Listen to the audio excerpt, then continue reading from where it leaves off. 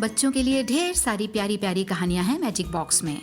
सुनने के लिए डाउनलोड करिए the slow app. Slow down your life. दोस्तों, मेरा नाम है नीलेश मिश्रा। कहानियां सुनाता हूँ। ये है मेरा show magic box with Nilesh Mishra. बच्चों के लिए और उन बड़ों के लिए जो दिल से अभी भी बच्चे हैं। आज मैं आपको सुनाने जा रहा हूं अपनी मंडली की सदस्य नीलम वर्मा की लिखी कहानी कनखजूरे के 100 पैर। तो शुरू करूं कहानी? आज कनखजूरा बहुत चुप है, कुछ ज्यादा ही सीधा बैठा है। नहीं तो यह कनखजूरा हमेशा अपनी 100 टांगों को लहराता यहाँ वहाँ मस्ती करता घूमता मिलता था। वहां एक सतरंगी तितली उड़ती हुई आई और उसने कनखजूरे को यूं बैठे देखा। अरे ओ कनखजूरे, अरे ओ कनखजूरे, उसने आवाज लगाई। चलो भी, सुबह कब की होली? कनखजूरे की दर्द भरी आवाज निकली। अरे क्या हुआ मेरे दोस्त? तितली ने कनखजूरे के ऊपर गोल गोल चक्कर लगाया। मेरे पैर, मेरे पैर, कितना दर्द है इनमें, कनखजूरे ने कराहते हुए कहा। बच्चों, कनखजूरा जानते हो ना? अरे सेंटीपीड, मिलीपीड, इन सब को हम कनखजूरा ही कहते हैं। क्यों कहते हैं ये जरा सा दादी बाबा से पूछना, नानी नाना से पूछना, और वो कुछ बताएं तो मुझको वापस बताना जरूर। हाँ, चलो कहानी आगे बढ़ाते हैं। तितली ने ध्यान से कनखजूरे के पैरों को देखा। 1 2 3 4 5 6 7, हे भगवान, कितने सारे पैर हैं इसके, पूरे 100। भाई कनखजूरे, कौन से पैर में दर्द है? तितली ने पूछा। अरे सभी पैर दुख रहे हैं यार, ओ दादा रे। कनखजूरे ने बेचैनी से अपने पैर हिलाए। अच्छा, मैं तुम्हारे पैर दबा देती हूँ, तितली ने कहा और वो कनखजूरे के पैरों पर चलने लगी। थोड़ी देर कनखजूरा चुप रहा, फिर बोला, ओ तितली, तुम्हारे पैर तो बहुत खुरदुरे हैं यार, प्लीज।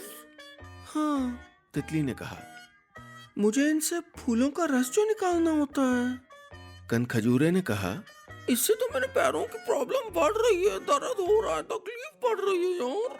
तितली ने कहा, फिर तो मैं तुम्हारी मदद नहीं कर सकती, और वो उड़ गई। पास ही हरियल मेढक बैठा दोनों की बातें सुन रहा था। हरियल यानी एकदम हरा। उसने कहा, सुनो कनखजूरे, मेरे पैर बहुत ही चिकने हैं, मैं दबा देता हूं ना तुम्हारे पैर। कनखजूरा बोला, हाँ ठीक है। मेढक ने छलांग मारी और सीधा कनखजूरे पे आ गिरा, और फिर उसने कूद कूद के उसके पांव दबाने शुरू कर दिए। अरे अरे भाई, अरे रुक जाओ ना, रुक जाओ यार, रुक जाओ। कनखजूरा चिल्लाया, जरा धीरे धीरे दबाओ यार, पैर दर्द हो रहा है ना। मेढक बोला, मैं तो ऐसे ही चलता हूँ, कूद कूद के। तुम रहने दो भाई, रहने दो प्लीज। कनखजूरा मिनमिनाया, तुम तो पैर दबाने के चक्कर में मेरी 10-20 टांगे तोड़ ही दोगे, हाँ नहीं तो। कोई बात नहीं, मैं ये चला। मेढक ने एक छलांग लगाई और गायब हो गया। अब मैं क्या करूं, दर्द कैसे ठीक होगा? कनखजूरा सोच ही रहा था कि एक भंवरा गुनगुन करता हुआ वहां आया। सुनो भंवरे, सुनो ना, कनखजूरे ने आवाज लगाई, मगर भंवरा अपनी गुनगुन में मगन, वो भला कहां सुनता।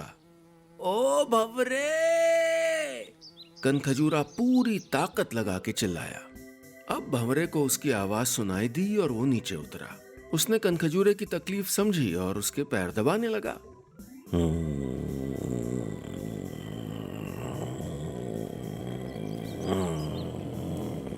सुनो भंवरे, क्या तुम थोड़ी देर गुनगुन करना बंद करोगे?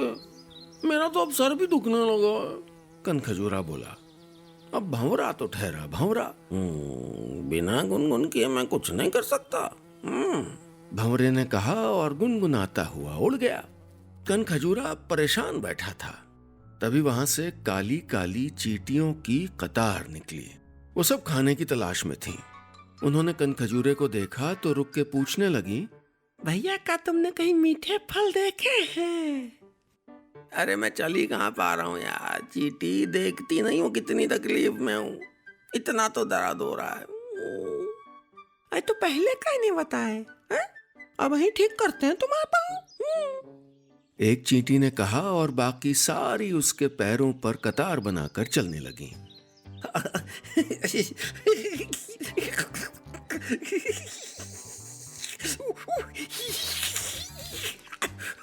नहीं। कनखजूरा जोर जोर से हंसने लगा।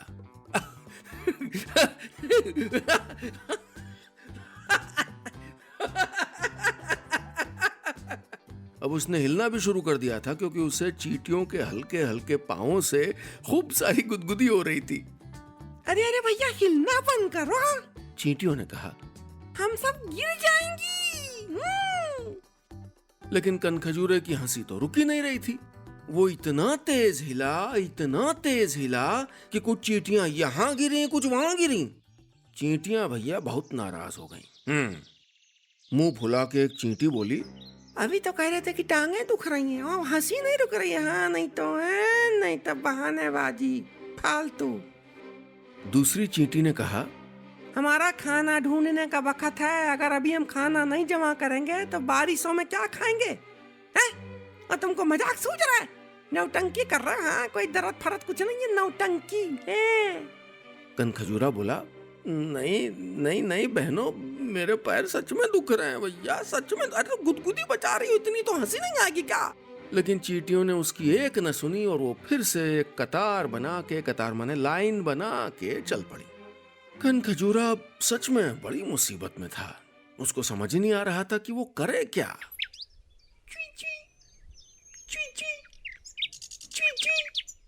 उसे कहीं से बड़ी मीठी आवाज आई। सर उठा के देखा तो सुर्ख लाल रंग की नन्ही सी चिड़िया पेड़ की शाख पे बैठी थी। कनखजूरा डर गया। अरे ये मुझे खा ना जाए भैया, आज तो मैं भाग के कहीं छुप भी नहीं सकता, पैर में इतना दर्द हो रहा है यार, मेरे पैर भैया। अब तो ये चिड़िया जरूर मुझको खा जाएगी मेरी, तो मतलब समझ लो आखिरी टाइम आ गया। मैं क्या करूं, कहाँ भागूं भैया, पैर में इतनी दर्द हो रही है। अरे दादा रे। सुनो खीरे सुनो, चिड़िया ने कहा। एक्सेंट था ना उसका। अरे मैं कनखजूरा हूँ, कीड़ा नहीं हूँ, बता दे रहा हूँ आपको। हाँ नहीं तो कीड़ा नहीं हूँ, कीड़ा मत कहना, बाई गॉड कह रहा हूँ, कीड़ा मत कहना, कनखजूरा हूँ मैं। उसने धीरे धीरे पीछे सरकते हुए कहा। चिड़िया ने चोंच से अपने लाल लाल रेशमी बाल संवारे और इतराते हुए कहा, तुम जो भी हो, तकलीफ में हो, प्रॉब्लम में हो, मदद चाहिए, डू यू वांट हेल्प? कनखजूरा डरते डरते बोला, तुम काहे करोगे हमारी मदद है? हाँ नहीं तो हम तो तुम्हारा डिनर है, तुम्हारा लंच है, खा नहीं जाओगी तुम हमको? एक तो कीड़ा बोल रही हो हमको, कनखजूरा है हमको खाना है तुम्हें, हम जानते हैं। चोरी से ऐसे पास आओगी और गप्पे से खा जाओगी, हम जानते हैं। अरे नहीं, मैं बीमार कीड़ा बिल्कुल नहीं खाती। चिड़िया फिर इतराई। वो बोली, अगर तुम मुझ पे विश्वास करो, अगर तुम मुझ पे बिलीव करो तो मैं तुम्हारी हेल्प, तुम्हारी मदद कर सकती हूँ। पास में एक गर्म पानी का झरना, वाटरफॉल, मैं तुम्हें अपनी चोंच से उठा के वहां पे ले चलती हूँ, तुम वहां पे ठीक हो जाओगे। चोंच में उठा के? अरे भैया खा न जाए हमको हवा में। कनखजूरा डर के मारे कांपने लगा, लेकिन वो भाग भी नहीं सकता था। तो उसने सोचा, मान के देखता हूं भैया चिड़िया की बात।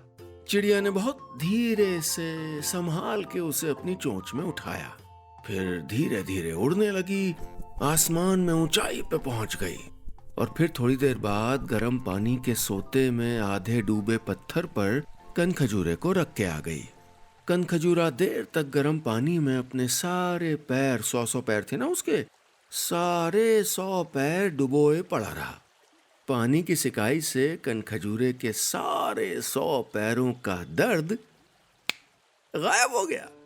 कनखजूरा मस्ती में गाना गाता हुआ वापस चल पड़ा।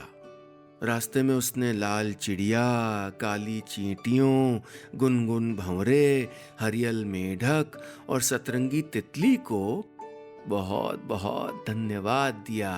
और हाँ, खास करके चिड़िया को बहुत बड़ा सा थैंक यू, बहुत बड़ा वाला धन्यवाद। देखो बच्चों, मुसीबत में काम आने वाले को कभी भूलना नहीं चाहिए। ये आपको भी मालूम है और ये उस प्यारे से कनखजूरे को भी मालूम था।